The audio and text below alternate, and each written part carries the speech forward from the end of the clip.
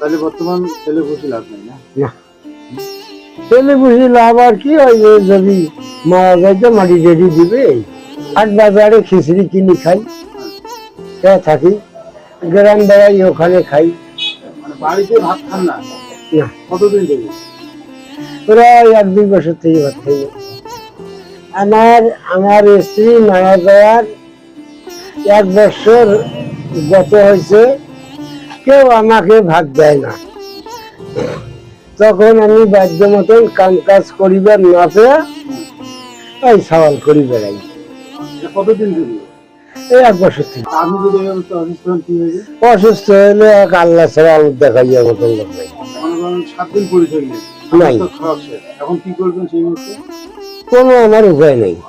তখন কি হয়েছে? তখন আমার চলার পথ নেই, ঘরের দুয়ার দিয়ে মারা নেই। আপনার ছেলের ঘরে এখন দেখে না? না, দেখায় না।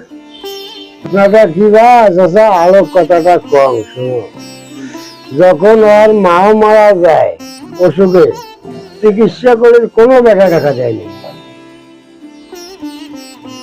বরং আমি 5 শতক করে জমি দিছিলাম, বগুড়া খাটছিলাম।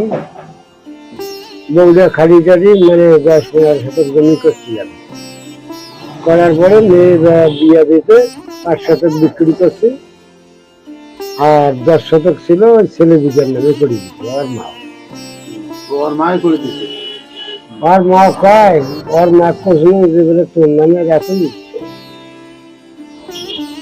তাই না আমার নামে না রাখেন, ছেলে দুটার নামে করে দাও। তাই ছেলে দুটার নামে করে দিয়া যখন ওর মা অসুখ পড়ে 500 টাকা চিকিৎসার জন্য দেয়নি। ও দেয় নাই? তাহলে চিকিৎসার কারণে মারা গেছে?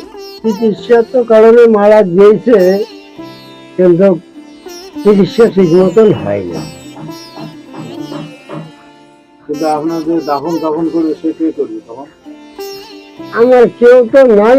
এখন আল্লাহ যদি কোনো মানুষকে মানে মহব্বত করি, তার উপর যদি ইয়া ছাড়ি দেয় আল্লাহ, তাহলে সে কাপড় টাপড় আমি আমার সব কিছু করি। ছেলের প্রতি বিশ্বাস নাই? না, আমার ছেলের প্রতি বিশ্বাস নেই।